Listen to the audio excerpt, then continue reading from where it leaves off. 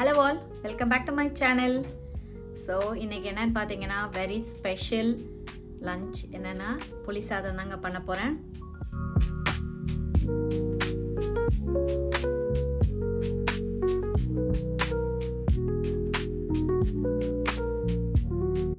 So ரொம்ப நாள் ஆச்சு புளி சாதம் பண்ணி.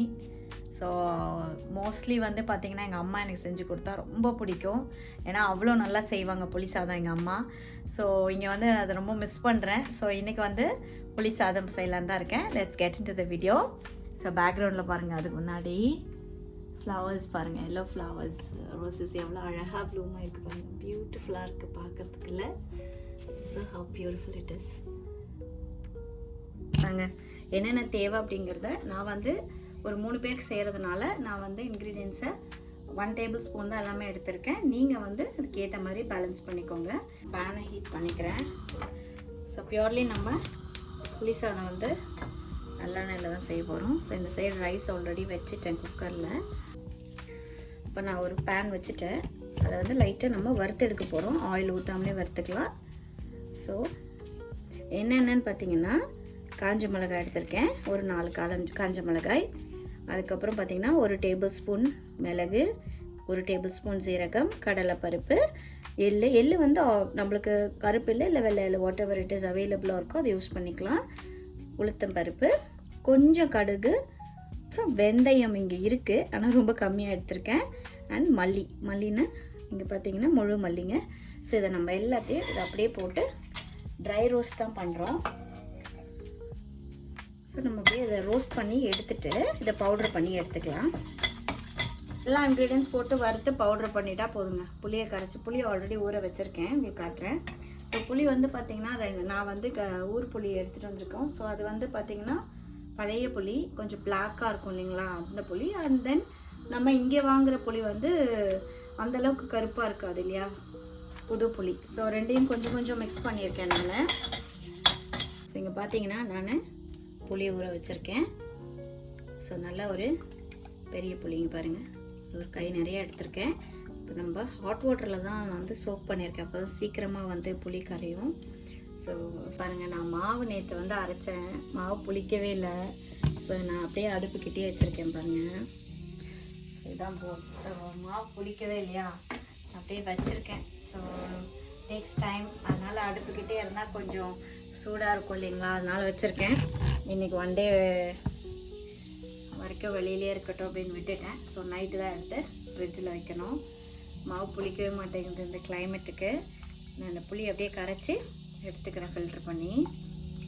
ஸோ பவுடர் பண்ணிடணும். பவுடர் அது அரைச்சேன்னா ஆறுனதுக்கப்புறம் நான் வந்து அதை பவுடர் பண்ணி எடுத்துருவேன். மீன்வைல் வந்து புளியை கரைச்சி எடுத்துக்கிறேன்.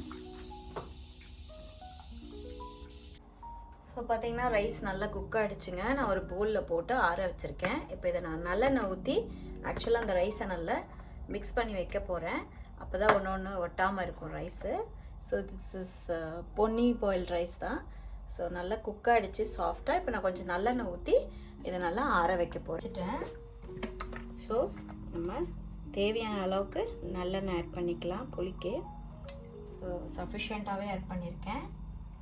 அதே மாதிரி இதில் கொஞ்சம் ரைஸில் கொஞ்சம் நல்லெண்ணெய் ஊற்றி அப்படியே கிளறி வைக்க போகிறேன்.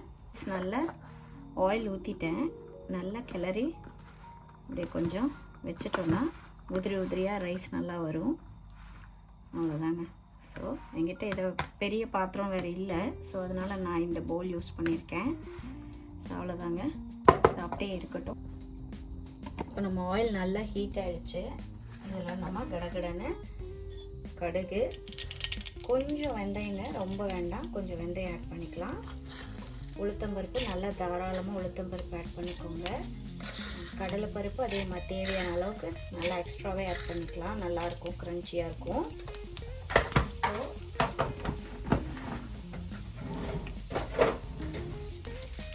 என் கையில் இருக்கிற காஞ்ச மிளகாயை அப்படியேவும் போடலாம், இல்லை கிள்ளியும் போடலாம். நான் லைட்டாக அப்படி போட்டேன்.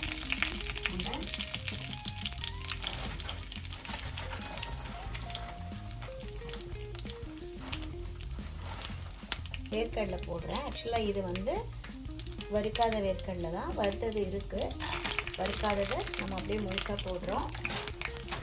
நல்ல ஒரு கிரன்ச்சி டேஸ்ட் கொடுக்கும். கருவேப்பிலை,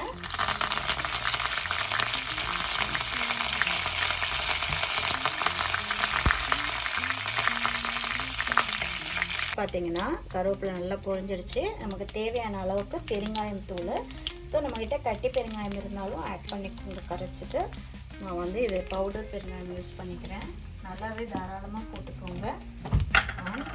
இதில் பார்த்தீங்கன்னா கொஞ்சோண்டு மஞ்சத்தூள் வச்சுருக்கிறேன்.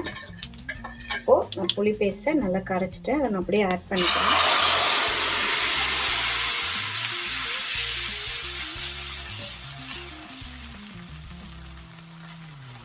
ரொம்ப ஸ்மெல்லு, வண்டர்ஃபுல் ஸ்மெல்.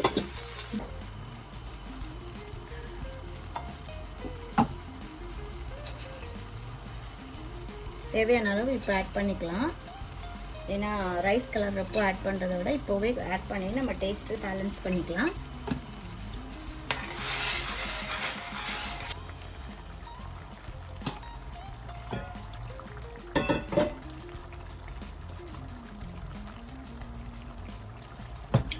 ஸோ நம்ம அரைச்சி வச்சுருக்க பொடியை ஆட் பண்ணுறோம். பெஸ்ட் பார்ட், நல்லா கொதிக்குது. ஆயில் செப்பரேட் ஆனதுக்கப்புறம் நம்ம தேவையான அளவு பேஸ்ட் எடுத்து ரைஸை போட்டு கலரிடலாம். ஸோ நம்மளோட புளி பேஸ்ட் ரெடி ஆகிடுச்சு பாருங்கள். சூப்பராக ரெடியாக இருக்கு பாருங்கள். அப்படியே ஆயிலெலாம் செப்பரேட் ஆகி அப்படியே ஆயில் மேலே வந்துருக்கு பாருங்கள். ஸோ நம்ம இதில் தேவையான பேஸ்ட் எடுத்து நம்ம சாதம் கலர போடுவோம்.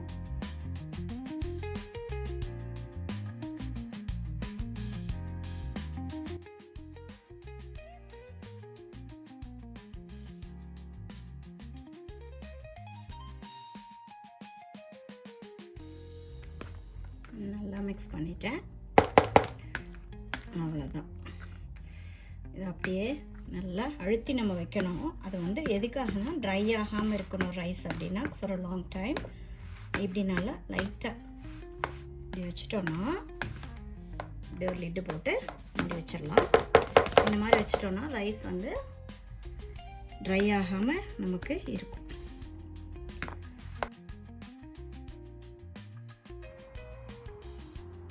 ஸோ நம்மளோட புளியோதரை ரெடி. ஸோ பார்த்தீங்கன்னா நல்ல சாதம் போட்டு புளியை கிளறி இருக்கேன். இங்கே பாருங்கள், வறுத்த நம்மளோட வேர்க்கடலை இருக்குது. அப்படியே எடுங்க, சாஃப்டாக இருக்குங்க ரைஸு. அப்படியே இந்த அப்பளத்தை ஒன்று வச்சு அப்படியே ஊட்டி பாருங்கள் குழந்தைங்களுக்கு.